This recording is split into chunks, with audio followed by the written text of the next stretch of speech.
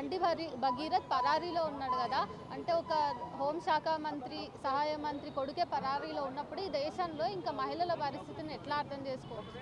ఒకటి, ఈరోజు మైనర్ బాలిక మీద అత్యాచారం చేసిన ఘటనలో కేంద్ర హోంశాఖ సహాయ మంత్రిగా ఉన్న బండి సంజయ్ చాలా పారదర్శకంగా ఉండి తన మీద ఆరోపణలు, తన కుటుంబం మీద ఆరోపణలు, తన కొడుకు మీద ఆరోపణలు వచ్చినప్పుడు ఆరోపణలు అనుకుంటే ఆయన ఆరోపణలు కాదు, ఇది వాస్తవాలు కాబట్టి వాస్తవం అయినా బయటికి తీసుకొచ్చి ప్రజల ముందు పెట్టి పోలీసుల ముందు పెట్టి మా పార్టీ మా సిద్ధాంతం ఇది, మేము దీన్ని కట్టుబడి ఉన్నామని చెప్పి నిరూపించుకోవాలి. కానీ అది చేయకుండా ఇంట్లో దాచిపెట్టి సంబంధం లేదని బుకాయించడం, 50,000 రూపాయలు ఇస్తామని చెప్పేసి బేరాలాడడం, ఒక మాజీ జర్నలిస్టుని పెట్టుకొని రాజీ గురుచుకునే ప్రయత్నం చేయడం, అబద్ధం చెప్పడం, ఒకవేళ తన పదవి పోతే మతం కోణంలో నేను బీసీని కాబట్టి పలానా హిందువుని కాబట్టి నా మీద చేస్తున్నారని చెప్పి విద్వేషాలు రెచ్చగొట్టి మత కలహాలను సృష్టించే ప్రయత్నానికి కూడా ఈరోజు బండి సంజయ్ పాల్పడుతున్నాడు.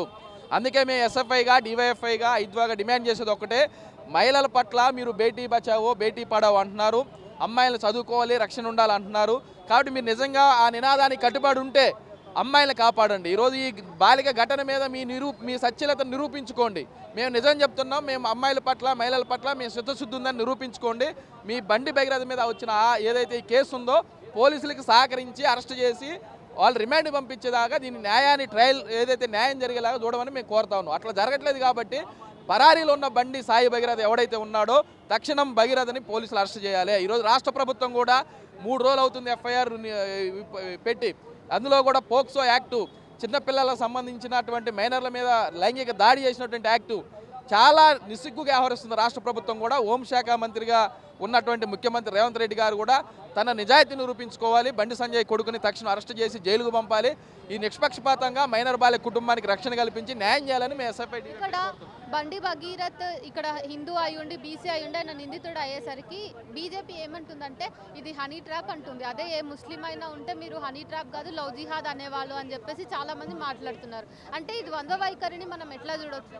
ఖచ్చితంగా ఇది బీజేపీ దీన్ని పక్కదారి పట్టించే ప్రయత్నం చేస్తుంది. హనీ ట్రాప్ అంటే హనీ ట్రాప్ అనేది కూడా విచారణ జరిపించమని అడుగుతున్నాం.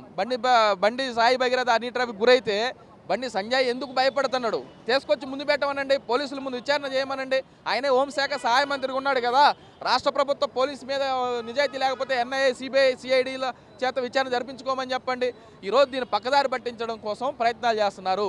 మౌనిక సుంకరలు, కరాటే కళ్యాణీలు, ఆకుల శ్రావణీలు, అలాగే వాళ్ళకి సంబంధించిన లీడర్లు ఎవరైతే ఉన్నారో బయటకు వచ్చి హిందూ సమ్మేళనాల పేరుతో ఈరోజు హిందూ సమ్మేళనాలు పెట్టి మనం ఎట్టుండాలి అట్టుండాలి, లోపలే కులం గడప దాటితే కులం లేదు మనకి హిందువులు అని చెప్పే వీళ్ళు నిజంగా హిందూ అమ్మాయికి అన్యాయం జరిగింది కదా, ఎందుకు మాట్లాడరు వీళ్ళు? హిందూ అమ్మాయికి అన్యాయం జరిగితేనేమో హనీ ట్రాప్ అంటారు, ఇంకొక ఎక్కడైనా మతం వేరే మతం ఉంటే మాత్రం లవ్ జిహాద్ అంటారు, తీవ్రవాదులు అంటారు, కేరళ స్టోరీలు తీస్తారు, ఇంకోటి తీస్తారు, ఇట్లా అక్రమ రవాణా చేస్తున్నారు అంటారు కదా. అందుకే ఈరోజు మీ నిజాయితీ నిరూపించుకోండి. బీజేపీ కేంద్ర మంత్రి ఆర్ఎస్ఎస్ కూడా దీని మీద మాట్లాడాలి. ఎందుకంటే ఆర్ఎస్ఎస్ ప్రముఖ శాఖలకు హాజరైతుడు బండి సంజయ్. ఆర్ఎస్ఎస్ దీనికి సమాధానం చెప్పాలి, బీజేపీ సమాధానం చెప్పాలి. దీన్ని ఖచ్చితంగా బర్తరఫ్ చేయాలి బండి సంజయ్ని. దీని మీద న్యాయ విచారణ జరిపించి మైనర్ కుటుంబానికి న్యాయం చేయాలని మేము డిమాండ్ చేస్తాం.